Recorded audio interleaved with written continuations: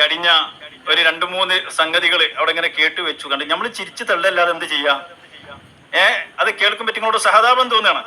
അപ്പൊ കുറച്ച് നമ്മള് ഒരു 2-3 ഇവരുടെ ഈ കലാപരിപാടി അത് കണ്ടില്ല എന്ന് വെച്ചു. അപ്പോഴേക്ക് തുടങ്ങിയില്ലേ വലിയൊരു ആഘോഷം. സുബ്ഹാനല്ലാഹ്, എന്താണ് എന്താണ് എത്രമാത്രം നമ്മുടെ ഈ സംസാരം ഈ മൗലവിമാരെ അലോസരപ്പെടുത്തുന്നതിന് തെളിവല്ലേ? കേൾക്കും നിങ്ങള്. മശായിഖന്മാരിൽപ്പെട്ട ആളുകളെ കുറിച്ചൊക്കെ എന്തൊക്കെ തോന്നിവാസാണ് ഈ അടുത്ത് വന്ന് ലൈവിലൊക്കെ പ്രസംഗിച്ച് പലരും കുളത്തിലായി പോയി.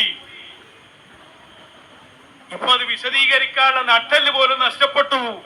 ഞങ്ങൾ അന്നേ പറഞ്ഞു മശായിഖന്മാരെ സംബന്ധിച്ച് സംസാരിക്കുമ്പോ സൂക്ഷിച്ച് സംസാരിക്കണം.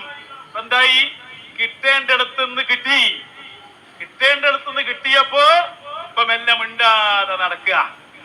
ഞങ്ങൾ നോക്കാൻ എത്ര കാലം മിണ്ടാതെ നടക്കുന്നു? തൊള്ള തുറന്ന് പറയണങ്ങള്. മൗലവിയും മിണ്ടാൻ എന്തെങ്കിലും വേണ്ടേ? നിന്റെ പ്രസംഗം മുഴുവനും കേട്ടു നോക്കുമ്പോ മിണ്ടാൻ പറ്റിയ കാര്യം ഒന്നുമില്ല. ഒക്കെ പഴയതേനാണ്, പഴയ ജണ്ടേനാണ്. ആ പഴയതൻ ഇങ്ങനെ കൊട്ടാന് ഞങ്ങൾക്ക് ഒഴിഞ്ഞ സമയമില്ലാത്തോണ്ടാണ്. നിങ്ങൾക്ക് വേറെ പണിയൊന്നുമില്ലല്ലോ. ഞങ്ങൾക്ക് നട്ടെല്ല് 2 നട്ടല്ല, ഒന്നൊന്നുമില്ല. സുന്നത്ത് ജമാഅത്തിന് വേണ്ടി ശബ്ദിക്കാൻ ഞങ്ങൾക്ക് 2-3 നട്ടലുണ്ടാകും. അപ്പോ ഇത് തന്നെ തൊഴിയൂരും പറയുന്നുണ്ട്, തൊഴിയൂരും മൗലവി. അപ്പൊ ഇവർക്ക് വലിയ ആഘോഷമാണ്. കാരണം നമ്മൾ 2-3 സംസാരം അന്ന് കാണുന്നില്ല എന്ന് തോന്നിയപ്പോഴേക്ക് ഇവർ ആഘോഷം തുടങ്ങിയാണ്. എന്താണ് മൗലവിമാരെ? എന്താണ് ഈ കാണുന്നത്? നിങ്ങളുടെ സംസാരത്തിൽ മറുപടി അർഹിക്കുന്നതില്ലേ? അപ്പോ നേരത്തെ പറഞ്ഞതുപോലെ നിങ്ങൾ ഇങ്ങനെ പറയൂ, 10-15 പറയൂ. അതിൽ നിന്നും പുതിയത് എന്തെങ്കിലും ഉണ്ടോ എന്ന് നമ്മൾ നോക്കുക. അതിൽ നിന്ന് പെറുക്കിയിട്ട് നമ്മളിങ്ങനെ മാറ്റി വെച്ചിട്ട് ഒരുമിച്ചാണ് തരേണ്ടത്. മനസ്സിലായല്ലോ? അങ്ങനത്തെ വ്യാമോഹമൊന്നും വേണ്ട.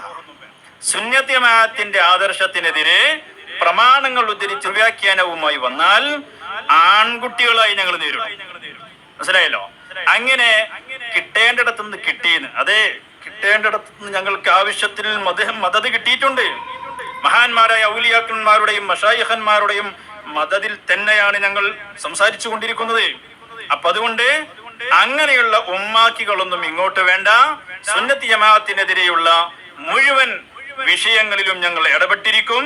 അതേ സമയത്ത് താങ്കൾ ഈ പറഞ്ഞുകൊണ്ടിരിക്കുന്ന പച്ചക്കളവുകൾ അതിനൊക്കെ നമ്മൾ മറുപടി പറഞ്ഞു പോയിട്ടുണ്ട്. ഇനി പുതുതായിട്ട് എന്തെങ്കിലും ഉണ്ടെങ്കിൽ അത് പറയൂ, അപ്പൊ നമ്മൾ ഇടപെട്ടിരിക്കും എന്ന് ഈ 3 അടുപ്പുകല്ലുകളെയും ഞങ്ങളെ ഓർമ്മിപ്പിക്കുകയാണ് എന്ന് അറിയിച്ച് വാക്കുകൾ